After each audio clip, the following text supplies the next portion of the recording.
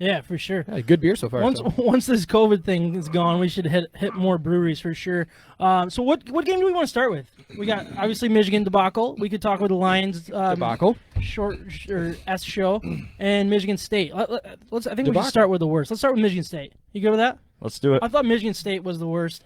49-7. Micah, we watched a little bit of the what is it, Big Ten 60. That's what we watched. Yep. It was not pretty.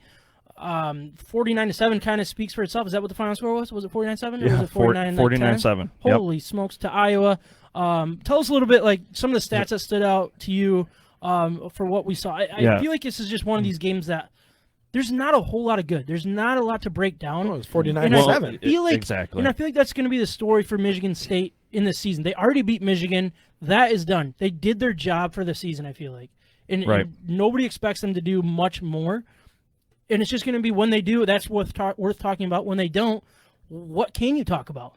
That's kind of my opinion on Michigan State. But we'll get into some of the numbers here. Sorry, I interrupted you. Yeah, no, you're good. Somebody's touching. Come on, right here, Jarrett has arrived. We are live on the Facebook. He's here. So, Rocky Lombardi went 17 for 37, 227 yards, 3 picks. The team's third down efficiency, they were 7 for 20. They went 59 yards rushing, 227 passing, obviously, a total of 286 yards. Jordan Simmons had 9 rushes for 34 yards, and Jalen Naylor 4 receptions for 119 yards. So Naylor had a decent game. Yeah.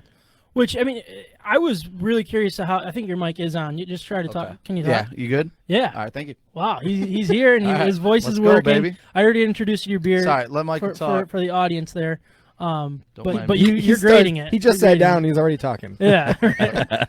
Mike, this is you, buddy. No, I was interested. That just kind of rounded up the top players. Yeah, so. it was just there wasn't a whole lot of good, and it's expected that in that situation. But I think that the way that they played against Michigan, you wondered if they could continue it, and they didn't. And I get why. They just spent a crap ton of energy on the biggest high that they would ever imagine this whole season by beating Michigan. Oh, yeah. And it was let down. And I'm okay with it.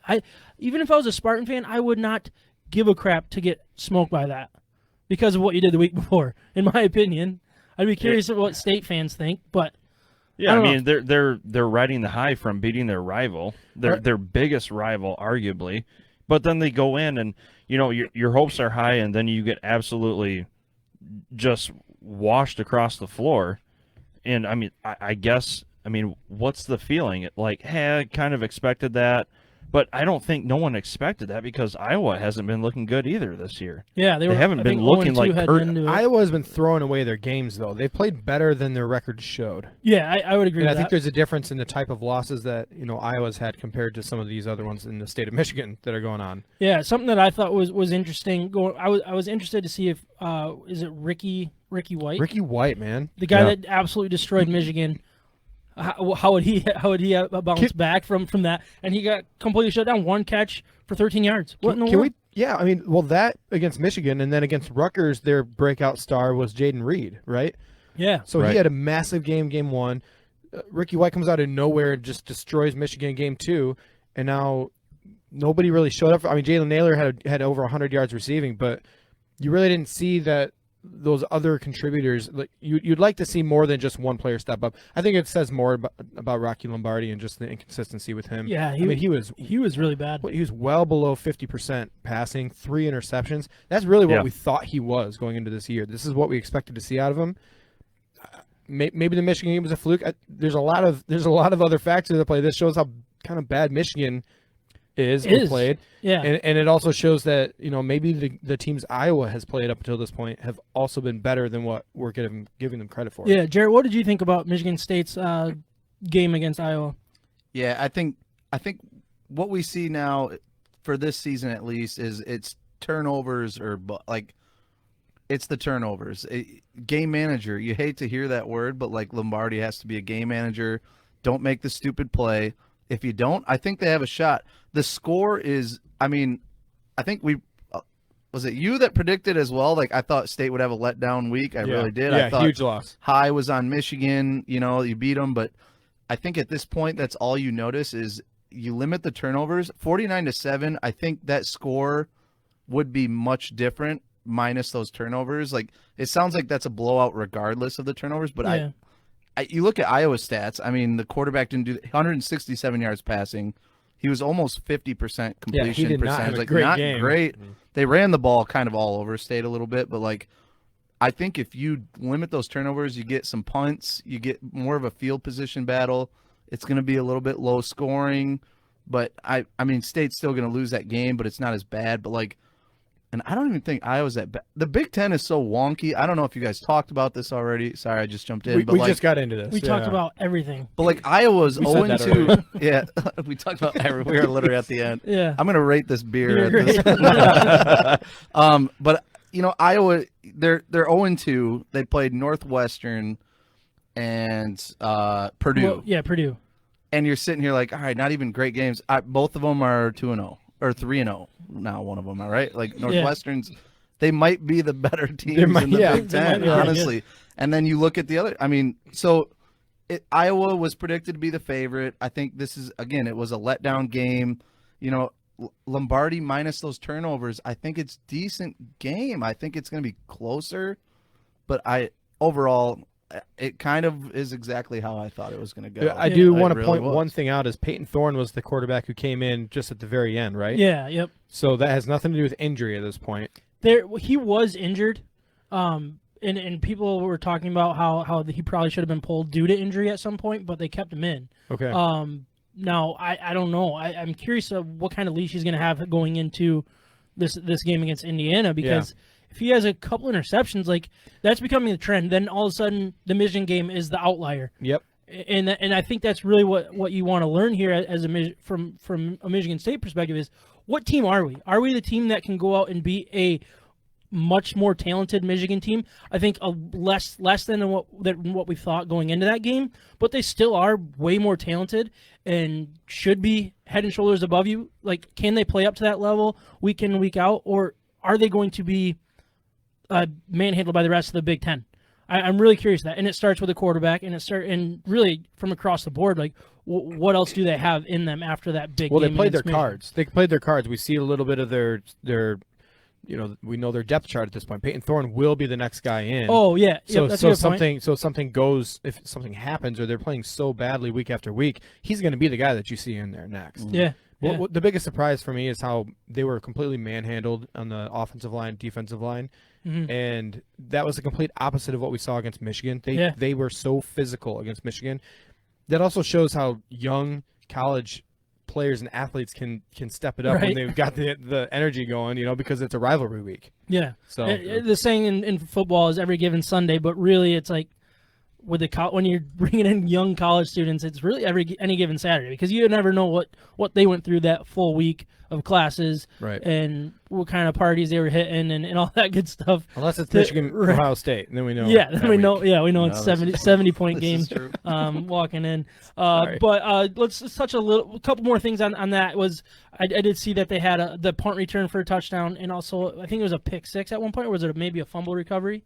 I think it wasn't a fumble recovery. Yeah, it was an intercept. It was a pick six that they had, which added to the final score, but not really the stats and everything else. And a punt return, right? Yeah, yep, and everything else that goes into it. But I do want to talk a little bit about the game against Indiana. I don't see any hope, personally, and I'm not just saying that as a Michigan fan. It's like, well, we lost to them, so State's going to get smoked. That's not where I'm coming from. It is basically saying Indiana is a pretty damn good team, and I think they're proving that by the way they played against Penn State. I think is questionable, but at the same time, they got the job done. They put up points in the way that the quarterback, and his name escapes me right now because I heard it so many times. I kind of wanted to block it. Indiana's quarterback, Michael Penix. Yeah, Penix. and then the wide receiver that killed us too. Yeah, sorry, Watt failure. Yeah, Fargoyle or something like that. yeah.